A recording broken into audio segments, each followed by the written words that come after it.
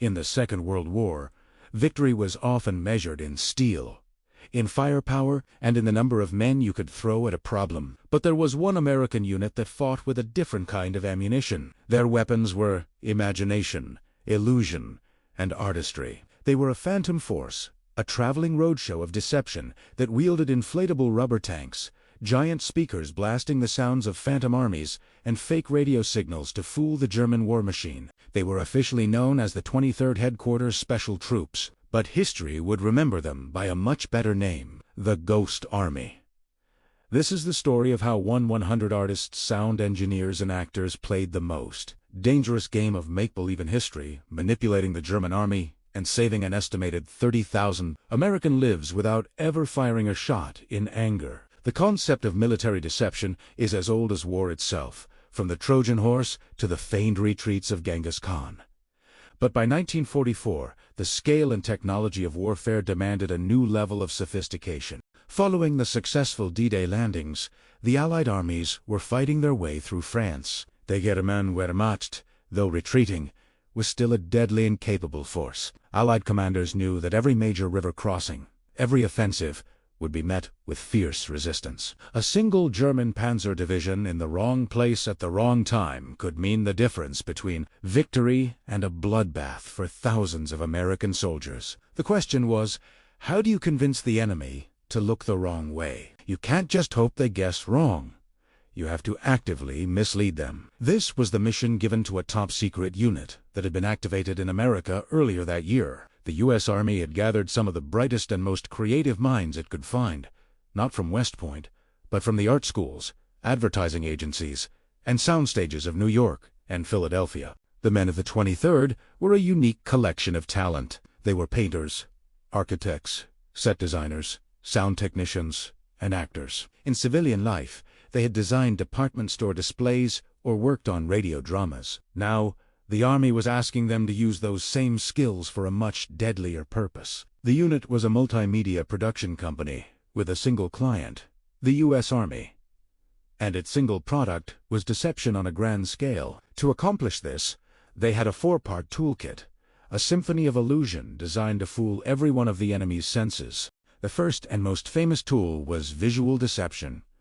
The Ghost Army was equipped with hundreds of inflatable, life-sized replicas of military equipment. They had rubber Sherman tanks, rubber artillery guns, rubber jeeps, and even rubber airplanes. These were not simple balloons. They were sophisticated decoys manufactured by rubber companies like Goodyear and U.S. Rubber. Made of vulcanized rubber and supported by a pneumatic frame, a 35-ton Sherman tank could be inflated with an air compressor in about 20 minutes. From the air or from a distance on the ground, they were indistinguishable from the real thing. 4 men could lift one and move it, creating the illusion of a tank repositioning. A whole company of men could create the impression of an entire armored division materializing overnight. The process was theatrical. The unit would arrive at a location, often under the cover of darkness. They would inflate their rubber armada, carefully spacing the tanks and trucks to mimic a real armored column preparing for an attack.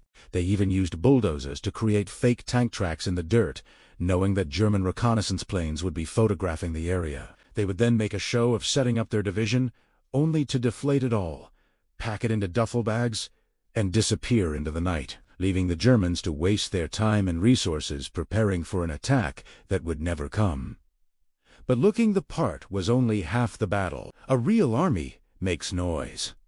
A lot of noise. This led to the second tool in their arsenal: sonic deception. The sonic company of the Ghost Army was composed of sound engineers from the top radio networks in America. Their primary weapon was a set of massive, 500-pound speakers mounted on the back of hats. They had a library of custom-made sound effects, recorded on state-of-the-art wire recorders at Fort Knox.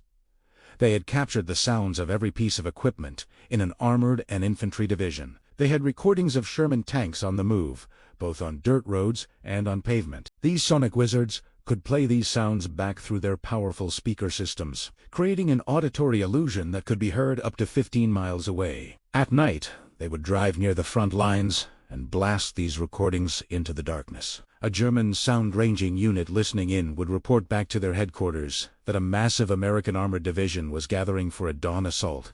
The German commanders would then reroute their own precious panzer divisions to meet this phantom threat, leaving the real attack point vulnerable. It was a masterpiece of psychological warfare, fighting with sound waves instead of bullets. The third element of the deception was designed to fool the most sophisticated branch of German intelligence, the radio intercept service. The Ghost Army included a dedicated signal company whose job was to impersonate the radio traffic of real U.S. Army units.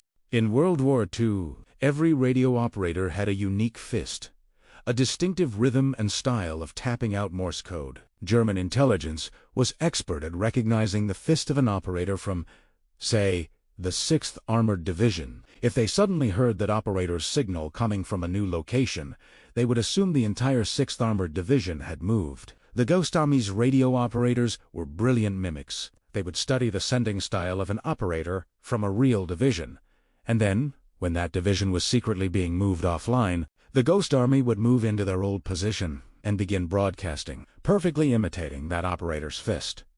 They would send out floods of meaningless, coded messages, creating the illusion that the division was still there. The Germans were completely fooled, tracking a phantom army's radio signals, while the real army was already miles away, moving silently towards its true objective. The final piece of the puzzle was pure theater. It was KGID, special effects, or administration. This involved a small group of soldiers, literally actors, who would impersonate soldiers from other divisions. They would paint the insignias and bumper markings of a real division onto their jeeps and trucks. Then they would drive into newly liberated French towns near the front. They would hang around in cafes, drinking wine and talking loudly, making sure German spies and local informants could overhear them discussing their plans for an upcoming attack. A couple of soldiers dressed as military police would direct traffic for non-existent convoys.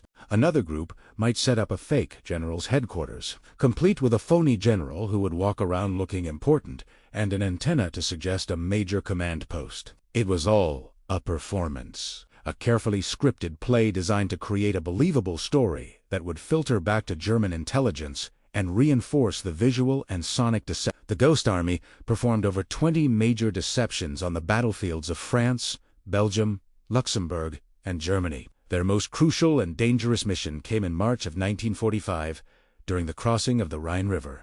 The U.S. Ninth Army was preparing for a massive, high-risk assault across the Rhine, a formidable natural barrier defended by the remnants of the German army. A successful crossing would signal the beginning of the end for the Third Reich, but a failed one would be a catastrophe. The job of the Ghost Army was to draw the attention of 2 German panzer divisions away from the Ninth Army's real crossing point. They were tasked with impersonating 2 entire American divisions, a force of 30,000 men with just their 1,100 soldiers. They set up their operation about 10 miles south of the real objective. For 2 days and nights, they put on their greatest performance. They inflated hundreds of rubber tanks and trucks. They drove their few real tanks around in circles to create endless tracks. At night, their speakers roared to life with the sound of an army on the move. Their radio operators filled the airwaves with fake traffic.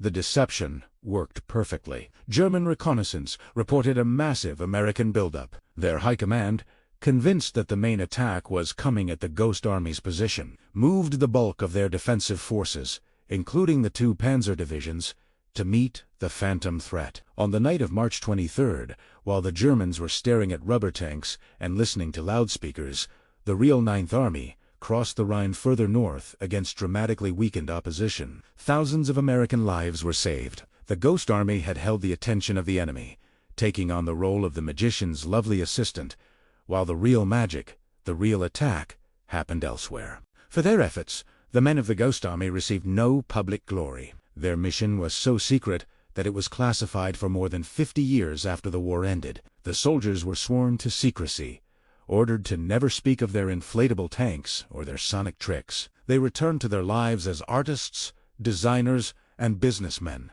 their heroism a secret they couldn't even share with their families. They had been phantoms during the war, and they remained phantoms in the history books for decades. It wasn't until the 1990s that their story was finally declassified and their contributions were brought to light. These men, who fought with creativity and intellect, were finally recognized for their incredible achievements. They proved that sometimes The most powerful weapon is a well-told lie. The Ghost Army was a unique ember from the fires of the Second World War.